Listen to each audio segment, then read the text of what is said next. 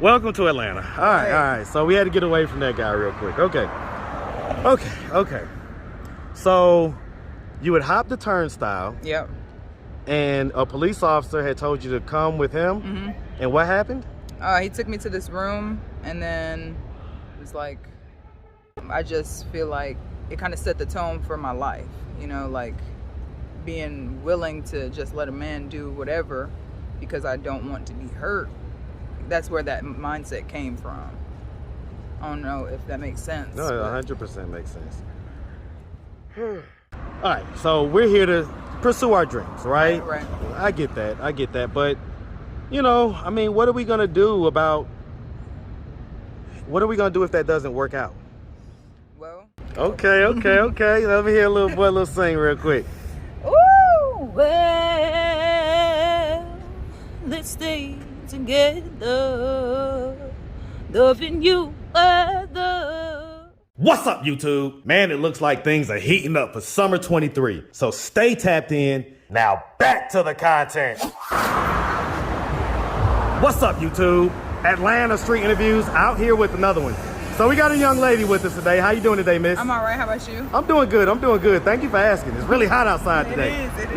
Yeah. So we in the shade with it. All right, so are you homeless? I am. Okay, and so how old are you? I'm 27. 27. And so how long have you been homeless? I've been in Atlanta for about a month now. Since I've been here, I've been homeless. But actually today, I just found this place called Atlanta Mission. And they're offering to help me with shelter for 3 months, but they don't want me to work. So I'm kind of trying to decide if that's going to be a good route for me. I get it, so the shelter thing, but long story short is that you came here a month ago and that's when you came homeless? Right. Okay. So why did you come here? I have a passion for music. I have a passion for rapping, singing, acting. I heard Tyler Perry has a big studio around here somewhere. So I'm really just trying to get discovered for my music and entertaining. Okay, all right. Well, we'll check you out in a little bit. We'll check you out towards the end. All right. Where were you coming from? Columbus, Georgia. Columbus. Okay. All right. Do you have any kids? I do. I have a 9-year-old, Kevin Jones. If you ever do see this, mommy loves you. I miss you so much. 9-year-old, and is that just one child? Yes, sir. Okay. And have you ever been married? No, not on paper. Okay, what was the hesitation for? Because I do have a significant other, but we just haven't solidified our agreement in courts yet, because he's still doing some time. Doing some time, little government vacation? A little something like government-sponsored vacation? Like I get it. All right, so we'll tap in all that. So, okay. So as far as the child goes, who is he living with right now? Right now, he's in state custody. Okay, so he's with defects? Yeah. And he's been there since what age? He's 9 now. What age did he? He was 8.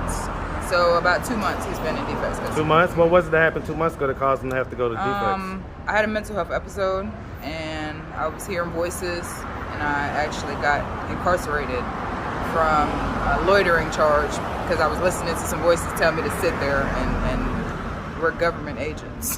So I had a little bit of a mental health episode. Okay, was that the first time that had happened? Actually, it was. It was. And it was hard for me to get out and my son be in state custody. How long did you stay in that episode? It was actually for about 72 hours. I was hearing all of the same things. Even after I went to the jail, I was hitting my head on the bars and just going through a lot of mental health. What do you think it was that triggered that? Grief, honestly. My mom just passed away about 1.5 years ago, and I was in jail again at the time, and I didn't even get to say goodbye to her. So losing her and losing my fiance around the same time kind of just caused my brain to have a little bit of chemical imbalance. Okay. I'm really sorry to hear about your mom and your fiance. All right, y'all give me a second. Just give me a second because I like to give people a little bit of space and privacy, right? Appreciate that. All right. So yeah, definitely sorry to hear about that. Now, this was your fiance, so I guess this is a new guy that you're with right now. No. Losing him to incarceration, not losing him to losing him. Okay, death. I got you. Okay. Is he the father of the 9-year-old? Not biologically, but he definitely claims my son. Okay. As far as the biological father, is he active and present in his life? No, I honestly don't know who he is. I had a, I don't know how to Just say it. I don't know how to say it. You know, it was a man who I didn't know, who took advantage of me at a young age, and I had a son. Took advantage of you how? Sexually. I was asleep, and he decided to pursue sex while I wasn't in agreement with it. So he R-worded you? Pretty much. But I just don't, my son never sees this. I don't want it to, you know. I don't want it to come to that and then someone try to pursue charges on this guy. You know, I did tell my son we're going to go to Ancestry.com and try to figure out who is who. Wait, know? so, but how do you not know who he is? I know what his face was, but I just don't remember who he is as a person. Well, okay, I guess I'm trying to figure out, like at 18. I was 17. 17, yes. And so what were you, like, where were you at to where you were sleeping somewhere where some stranger was at? I jumped the turnstile, and the man who was working as the police guard at the station said to come with him, and then he took me to this room. Hold on real quick. Welcome to Atlanta. All right. So we had to get away from that guy real quick. Okay. So you had hopped the turnstile. Yep. And a police officer had told you to come with him. Mm-hmm. And what happened? He took me to this room, and then it was like, basically, you want to do it to, you know, avoid whatever ticket you're going to get. And I'm like, if that's what I have to do, if not, you're going to go to jail. And so being young and dumb and naive, I kind of just went with it. Okay, so it's not like the classic form like of R word, right. But But he basically gave you an ultimatum, freedom or give slavery. Some sex You know what I'm saying? Yeah. So, okay. How did that make you feel? I was young, and I was a little bit bigger than I am now, so I was very insecure. And at the time, I was like, you know, a guy is interested in me, but at the same time, I'm like, I'm scared to get in trouble. You know, so having that naive mind, I kind of felt like it's just what I'm supposed to do versus just standing my ground and saying, well, take me to jail. Were you highly sexual at that point in your life? I wasn't. Okay, but was that your first time having sex? No, probably like my fourth. That was your fourth time? Yeah. Okay. I wasn't a very sexual kid because, you know, I was not as developed into my looks as I am now. You know, I have a more mature face, but I still had big chubby cheeks and big chubby belly. Right. You Just know? a little chubby little thing. I get it. Okay. So this is just some random cop? MARTA, you know, they're not really, I hate to say it and put it on MARTA, but people are going to be people. Wait, so this happened here in Atlanta? It did. Well, what were you doing here in Atlanta? I was in an independent living program at the time. All right, let's start from the beginning. It's a long story. I was about to say, let's take it story. back. Let's take it back. Let's start from the beginning. So, okay. Where are you from? Originally, I'm from Providence, Rhode Island. Okay. But I was living in Columbus, and. And what age? What age did you move to Columbus? 9. Okay. And so we moved back, and then I moved back here around maybe 14, 15.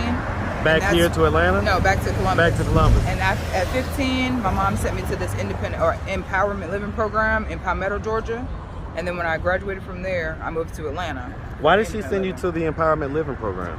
Because I had sex for the first time, and she found out about it. No guys were supposed to be at her house while she was in Florida. But that was summer, and I was, you know, out of high school. You was there by yourself? Crush. Yeah. And so she left you at home by yourself for the summertime? For like Mother's Day weekend or something like that. What did you expect a kid to do, right? Right. Okay. All right, so let's take it back. So as far as childhood goes, right? Mm-hmm. And by the way, shout out that Providence, Rhode Island, man. Yes, shout out that big old Columbus, Georgia, too. Thank you. Yes, sir. All right, and so growing up in your early childhood, would you say you had like a fairly normal childhood? We bounced around a lot, but my mom definitely made sure we were taken care of. It's kind of like just, you know, poverty, but, you know, still, like you say, as a child, I wouldn't say poverty because my mom, she had a multitude of kids. So she had a Section 8 voucher that allowed us to live in 3-story houses wherever we went. Y'all was living good. Okay, yeah, okay. Yeah. How many kids did she have? She had 6. 6? And where are you in the birth order? I'm first. You're the oldest? I am. Oh, boy. Okay. Sad to say. Shout out to all my brothers and sisters. Hey, listen, man. It be like that. All right. So growing up, and so let me ask. I mean, did anything ever happen to you sexually when you was younger?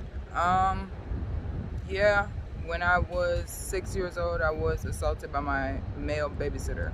My mom tried to pursue charges when I got of age to tell her. I didn't tell her until I was like 14. And we tried to pursue charges, but because I was so young at the time, I could only remember what he looked like then. Trying to identify him in a lineup at the time, it wasn't possible. I was a child. I just remember the man who was watching me, And what did he do? Put some fingers where they weren't supposed to go. For a long time, I thought it was my fault because I watched my mom do something with my stepdad on the couch, and I'm like, I want to do that too. But she explained to me when I got older that no man should have ever even done that to you at that age, because he was 19 and I was 6 years old. And they don't remember who the babysitter was? Oh, she knows exactly who it was, named him and everything, but because I couldn't identify a picture of him at that time in my older age, they couldn't do anything about it really. How did that make you feel? Still to this day, I feel like it was my fault because I was probably a little bit faster than what I should have been. People constantly try to affirm to me that it wasn't. No matter what a kid is throwing at you, you should be an adult about the situation. I just feel like it kind of set the tone for my life. Like being willing to just let a man do whatever because I don't want to be hurt. That's where that mindset came from. I don't know if that makes sense. No, 100% makes sense. Yeah, I mean, all women obviously feel like they don't have a voice. I just want you to know that no means no. No matter what you have to do, Did you tell him no at the time, or after it became uncomfortable for me? So it was an ongoing thing? Yeah. Or was it? So it wasn't just one time. It wasn't once. No, it was. I was 6 years old. I'm 27 now. So right. So but maybe 6 times I could remember. Well, I mean, basically, kind of whenever he would babysit you, it sounds like, I don't want to make this a whole woe is me story, Well, no, because here's the thing, right? Those childhood traumas are what put you on the trajectory to where you find yourself now. Right. So when you talk about homelessness, you can't get around talking about those traumas because they're the inception of, again, the going left and where you are right now. Right. So, I mean, how does, have you ever... now feels, it's hard. I don't want to cry, but I miss my son so much, and I feel like the things that I did go through as a kid and the things that I went through as an adolescent and, losing my mom really put a big cloud over my life, and I'm just still trying to find my way. I rap, I sing. Do you think he misses you? Of course he does. Of course he does. I know he does. And this is the first time I've been away from my son that he hasn't been with a family member in 9 years. It's really hard for me to wake up every day and not get my son ready for the day, But I came to Atlanta hoping that someone would discover me as a rapper and I can just maybe make everything better. And I get that, right? And I don't like to speak negatively over people's dreams or anything like that, but we hear a lot of that on this channel. It's still the real world. We hear a lot of that on this channel, man. We hear a lot of, I came to Atlanta because I have some form of, singing, rapping, dancing, or whatever, and I want to make it. Right. I guess I just don't understand why come without a solid plan as far as housing and, right. income and this and that. I'm not gonna lie when I say acknowledging your voices is a real thing to do, because I do suffer from mental illness, but my voices have never told me to jump off of a bridge or go hurt someone. It's always follow your dreams, sit right here and rap, let someone hear you sing, dance like Michael Jackson. You know what I'm saying? Get yourself some attention, get noticed. But they're never like, hey, you need to go to work, or you need to. You got some bad voices, man. You need to do the opposite of what your voices tell you. So that's like you got it good. You just need to do the opposite, right? Whatever they tell you to do, you do the opposite. You'll be perfectly fine. Right. That sounds not like a plan. So okay. So I mean, all right. So we're here to pursue our dreams, right? Right. I get that. But, you know, I mean, what are we going to do if that doesn't work out? Well, like I said, I just went to the Atlanta mission. Thank you guys for letting me come to your shelter. But they just have a little bit of rules. I mean, are you working currently? They won't allow me to work. Well, I'm asking, are you working currently? Because you say you just went there. Yeah. I had got a job right here at Waffle House, but when I went to Atlanta mission, they told me I can't work. And if I didn't want to have shelter, like if I want to have shelter, I can't work. So it's kind of like a well, you know, they have other shelters, so you can go to Salvation. I'm new here. Yeah. I mean, you know, definitely ask around, but you can go to the Salvation Army. Okay. You know, I know people that work that are in the shelter program. Okay.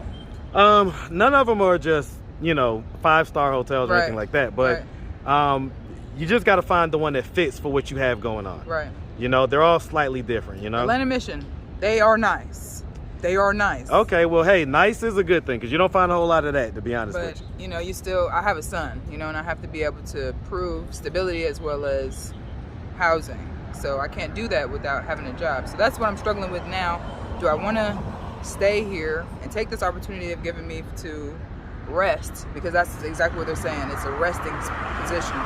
Or do I want to just keep pounding the pavement, working, maybe work at Waffle House and keep singing and dancing, and maybe T.I. will come in there one day. Or hey, maybe T.I. come on in, you know. Will come and see me and be like, hey, join the team. You okay, know? So what do you do best? I rap best. I sing really well. Drop me something. G stands for grind, get it, go and get the paper, show them all that you ain't quitting in the R. You know, the rover on them sixes, sliding all through traffic, niggas, bitches trying to hit it in the eye. No explanation, independent bitches or infinity switches. Which one ever fits the sentence in the end? Never quitting. And just in case you didn't hear me, I said never quitting. Got the D. Diamonds dancing, don't they do the Macarena? The Cupid shuffle or bachata, which one's ever natural? You said you're coming for me, baby, that shit wasn't factual. I see you in the cut, creeping red eye at your bow. Okay. Let me hear a little sing real quick. Ooh, well, let's stay together, loving you whether times get good or bad, happy and sad. Okay then, okay. Look, I ain't gonna cap now. You got some talent now. You ain't talentless out here, so you know. I mean, you might get discovered, man. Who knows? We'll see. All right. Keep the Well, faith. I tell you what, man. All right. So listen. On that note, if anybody out there wanted to reach out, help, or donate, do you have a way they could do that? Do you have social media, Cash App, anything like that? I have a Cash App. It's Joelle5577, and then How you spell that? JOELLE and 5577. Okay.